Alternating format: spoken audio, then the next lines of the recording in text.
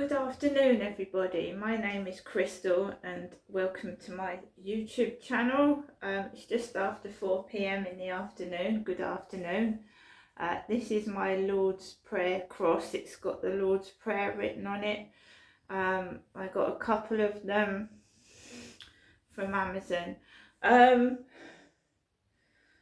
just calmed myself down a bit rather than keep getting all het up. I'm just a calmer version of myself. Good afternoon, everybody. Just after 2 o'clock, I took Max for a walk on the fields. Now, I'd been watching the news and I saw this Palestinian man who, what has happened to Great Britain's security? I mean, if I, go up to London, security's all over the place. It is. I mean, it just is. I went up there with my son during the Queen's Platinum Jubilee, and there was police everywhere and security everywhere, and like telling you not to do this and not to do that. So how did this Palestinian guy get to climb up the Elizabeth Tower at Big Ben? How did he manage to get up there in the early morning? Where was the security? This country, it's beyond belief. It actually is beyond belief, right? It is. I don't know what's going on anymore. So I was watching the news before I left my flat and seeing this guy, like his feet look like they're bleeding, and he's been up Big Ben for hours, and they're trying to negotiate to get him down, and he's been up there for hours, and he's got his phone and he's filming it. Extraordinary. So I was watching that, and Max had been like, he was asleep on the chair. So normally I'm out by getting on for 2, and it was past 2, and I wanted to go for a walk because if you stay indoors all day, right, you tend to be stuck ruminating your own thoughts, and I wanted to get some fresh air. So about 2:15, Max decides to come awake out of his slumber, and I grab my can of Pepsi and I go for a walk. Now for me, it's not hot where I'm going to wear shorts. So I've got my leggings on and I've got my denim jacket. There are people jogging about with shorts on, but for me, I'm nippy. I feel nippy still in places. It's not like hot summer sun. I've had my washing out on the balcony for 2 days and it's still dampish. So the sun isn't like brilliant summer sunshine. It's not burning hot, not yet. So I walked up onto the field and I just walked Max. That's it. The sun was shining. I keep myself to myself and I just go for a walk and enjoy the sunshine and the nature, because you don't know from one day to the next what's going to happen. And a lot of times I've been going outside and I've been so stuck in my own thoughts of what people think of me and whatnot. I'm just going out now and what the heck, what does it matter? So we walked around the fields and I'm doing my little, there's nobody about, nobody listening, and I'm just talking to the camera. And then I'm talking about this Palestinian guy stuck on Big Ben, and then this guy's laughter rings out, and then this jogger comes towards me in his shorts, and I put Max on the lead and get out the way. I'm just calming down and just relaxing and taking a step back and just letting things happen. I can't stop them. If someone wants to do something, they'll do it. If they want to say it, they'll do it. I can't stop that. So, and also, it happens to other people. Noises can affect you. Why do people jog with earphones on? Why do they go for walks with earphones on? 9 times out of 10 they are listening to music, yeah, but I used to drown people's voices out and the crap that you hear, the noisy traffic and everything else. And unfortunately, you won't catch me wearing earphones because I've got damage to my ear and I can't wear them. I've had to learn to go outside without listening to music as through earphones, and it's extremely difficult because you want to block crap out. I was unaware of what people were saying. I was oblivious to it. I was oblivious to the traffic, and it can be dangerous as well. Keep going around with earphones on because you can't hear the traffic, and people want. Sometimes a person wants to speak to you, and you've got your earphones in, and you can't hear them. But that doesn't bother me now because I can't wear earphones anyway. So I'm just, as well, I would like hide away from people. So a person would come that way and I'd go that way and I'd nearly get run over going into the road. Now I just walk past them because I don't want to get run over. And that's how bad my social phobia was, that I would walk into the road to avoid people. And I almost got run over loads of times. And social anxiety, social phobia, it stops you from going into shops, from socialising, just to walking up and down the street. So I had a great walk, came back into my flats. When I'd gone downstairs to pick up the Asda delivery, it stank of ganja. And I went down to get my post, which I'll show you, and it just ganja smell everywhere, weed, and it just makes me feel dizzy. It affects my eyesight and I feel dizzy. So I wear my sunglasses to stop it going into my eyes. I had 2 items of post. The letter from my mother came. My mum's letter to me came. And I can always tell that the money is from my mother because she folds it up and puts it in her pocket. She folds her money up and sticks it in her back pocket so it's all creased. Lovely flower this time. My mum's drawn a flower. And we've got 2 King Charles stamps. And my mum sent me £30. And for some reason she's telling me to have good luck as if I'm going away somewhere. Well, I'm not going anywhere. Number 1, I've got a dog and a cat to look after. I couldn't go very far anyway. And I haven't got a passport, so I'm not going anywhere. Where does my mum think I'm going? Timbuktu? So we've got 2 £5 notes here. 2. So this is how you can tell if one's fake and one isn't. 2 £5 notes. AH19 and AH41. Sorry, the other £5 note's mine. These are the ones my mum gave me, so just seeing if there's any differences, really.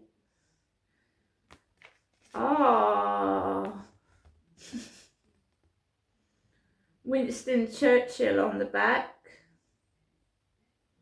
I don't really get hold of any King Charles notes. I think I've had 2 since the years of his coronation. I've only had 2 £5 notes.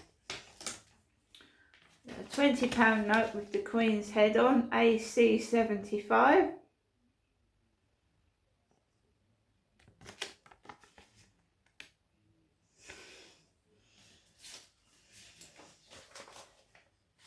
So my mum sent me some money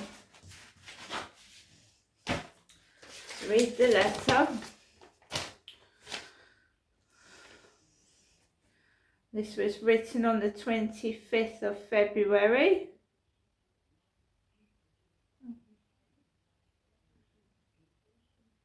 Tuesday, 25th of February.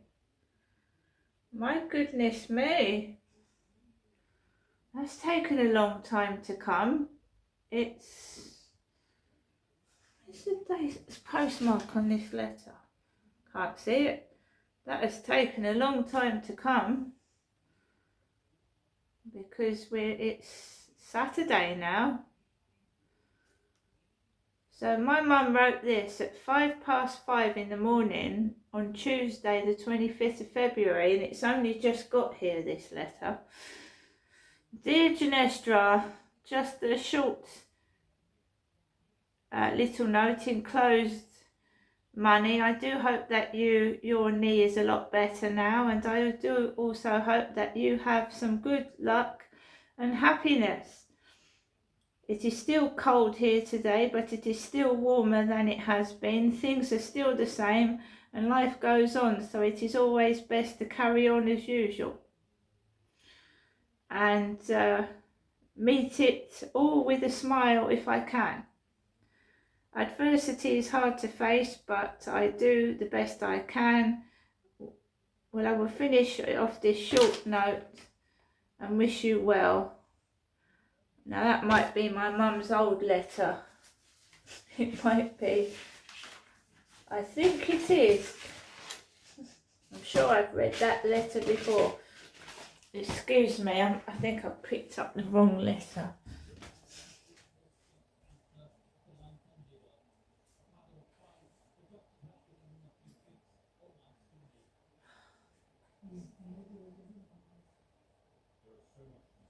Oh well, never mind. It is the old letter because basically this is the letter.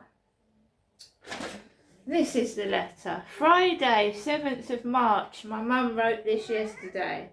Time 8:22 a.m. Dear Ginestra, just a few notes. I do hope everything is okay with you, Ginestra. The weather is not too cold today and the sun is shining, which is nice. I do hope Harry, your cat, is well, and Max, your dog. I'll keep in touch by landline phone and the written word. I find it quite hard writing these days, so mainly I will be phoning you, Ginestra. I convey that you have good luck and good fortune and much happiness and many kind thoughts. So basically my mum is saying I'm not going to be going out to the post box to send any more letters. I'll be speaking to you on the phone, which is fine by me.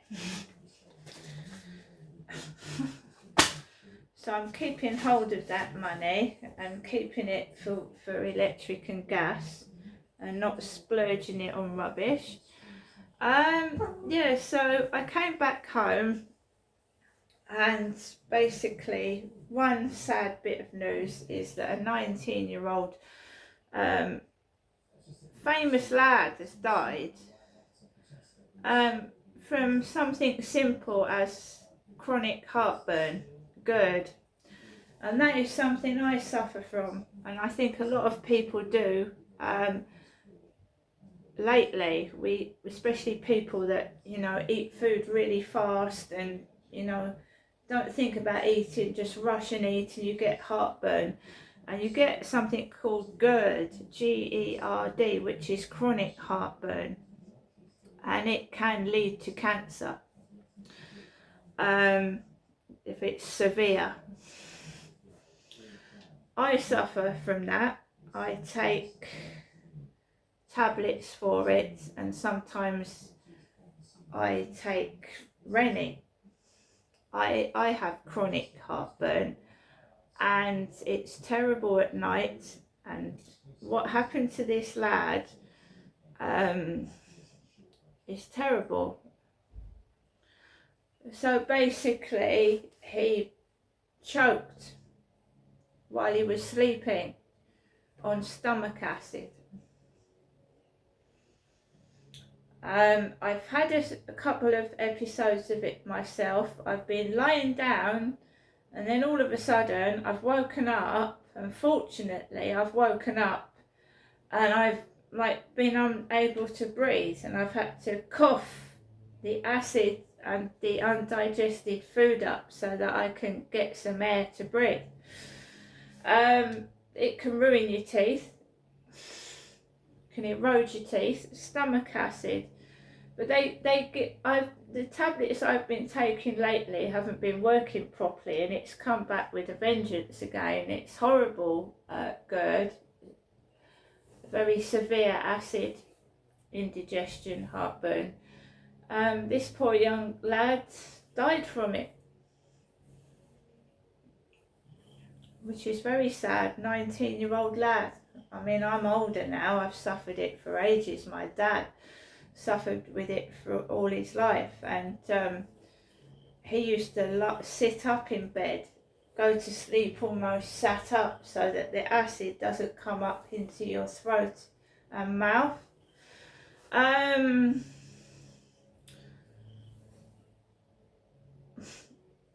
So I do tend to stop eating after 8 o'clock at night. I should stop eating earlier, so there's nothing really in the stomach that can come up. You're supposed to stop eating about 3 hours before you go to bed. It can cause other things, like I said. It can cause tooth decay, it can cause ulcers on your tongue, which makes it difficult to eat when you've got ulcers on your tongue. I've suffered with it for years. I'm finding food from the shops lately just doesn't taste right, and it just, I've not been able to digest it properly. I had those 2 pies from Iceland yesterday afternoon, and they were still digesting when I went to bed, and you can feel it in your tummy. I think I'm lucky in a way, because I'm a person that needs to go to the toilet about 5 times a night. I'm bursting for the loo, and that, you know, I get up and the acid goes back down. That saved me loads of times, keep going up, getting up to go for a wee.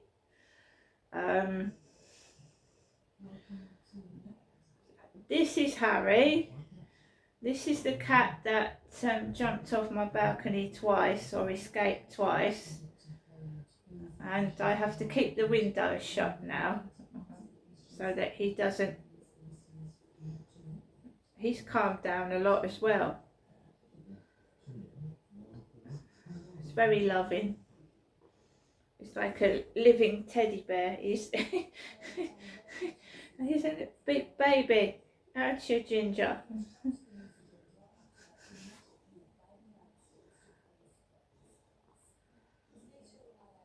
You're a good boy, Mama.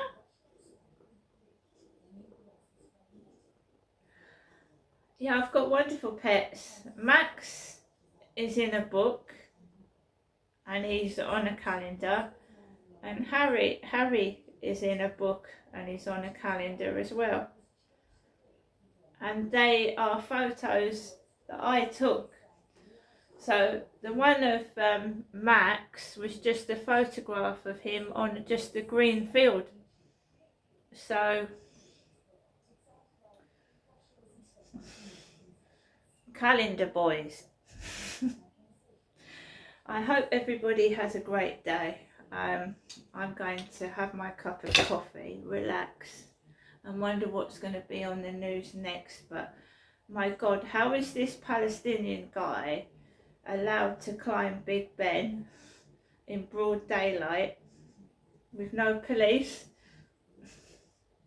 It's just terrible, isn't it?